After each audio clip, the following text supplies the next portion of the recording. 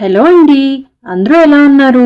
మనందరికీ అమ్మవారి కృపా కటాక్షాలు ఎల్లప్పుడూ ఇలాగే ఉండాలని మనస్ఫూర్తిగా కోరుకుంటూ అమ్మవారి మోక్షానికి స్వాగతం. సప్త శనివారాల పూజకి కావాల్సిన పూజా సామాగ్రి ఏంటో ఇప్పుడు చూద్దాం. మండపం ఏర్పాటు చేసుకోవడానికి స్వామివారిని పెట్టుకోవడానికి పీటలు, వెంకటేశ్వర స్వామివారి ఫోటో లేదా విగ్రహం, దీపారాధన కుందులు, కలశం చెంబు, 2 కొబ్బరికాయలు, ఒకటేమో కలశం మీదకి, ఇంకోటేమో పూజలో మనం కొట్టడానికి, తమలపాకులు,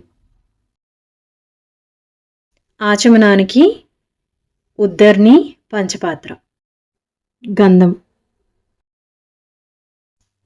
వస్త్రం,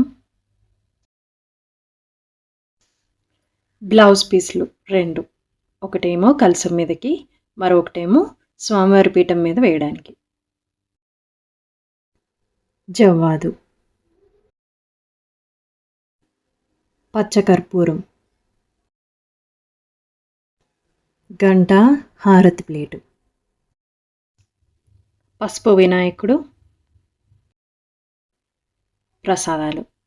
స్వామివారికి 7 అనే సంఖ్య ప్రీతికరం కాబట్టి మనం 7 ప్రసాదాలు చేసుకోవచ్చు. అలాగే పండ్లు కూడా 7 రకాలు పెట్టుకోవచ్చు. బూందీ లడ్డు అంటే స్వామివారికి చాలా ఇష్టం. మనం ఏ ప్రసాదం పెట్టినా కూడా 7 లెక్కన పెట్టాలి. 7 లడ్డూలు చేసి పెట్టుకోవాలన్నమాట ప్రసాదం కిందకి. అలాగే నువ్వులుండ్లు కూడా స్వామివారికి ఇష్టం అన్నమాట.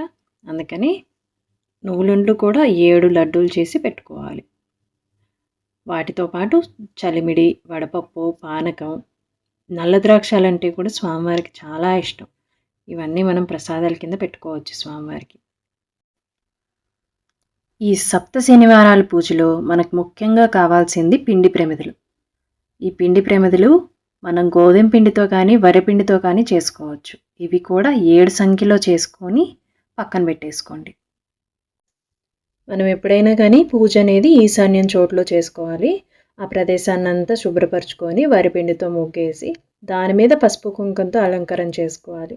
ఆ తర్వాత మనం ఎక్కడైతే అలంకరణ చేసుకున్నామో దాని మీద పీట వేసుకొని పీట మీద కూడా వరిపిండితో ముగ్గేసుకొని పసుపు రాసేసి దాని మీద పసుపు కుంకంతో అలంకరణ చేసుకోండి.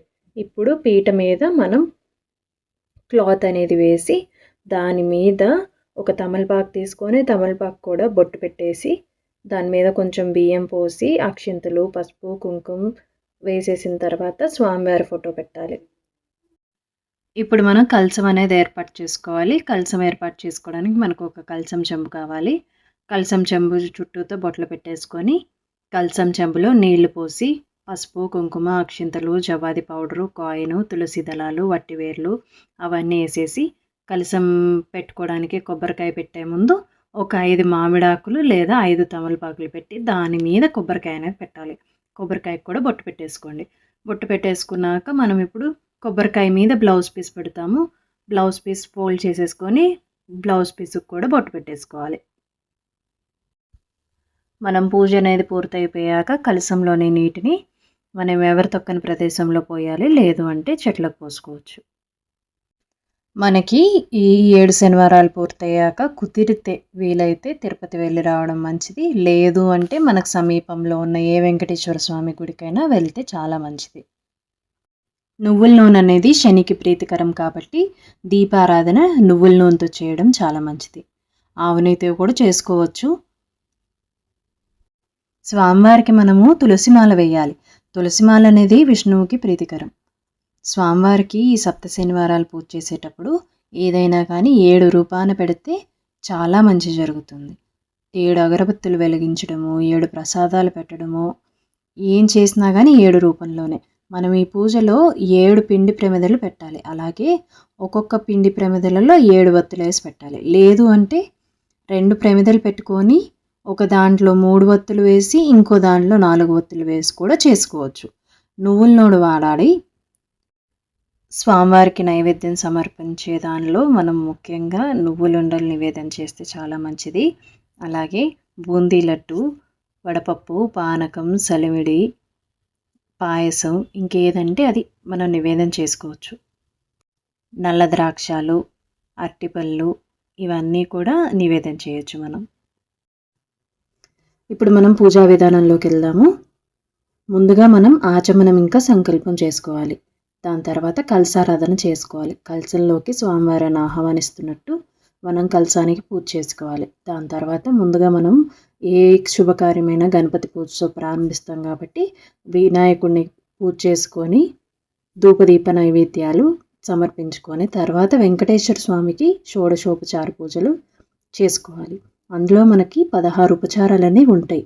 మనం 16 ఉపచారాలతో పాటు పూజ చేయాలి.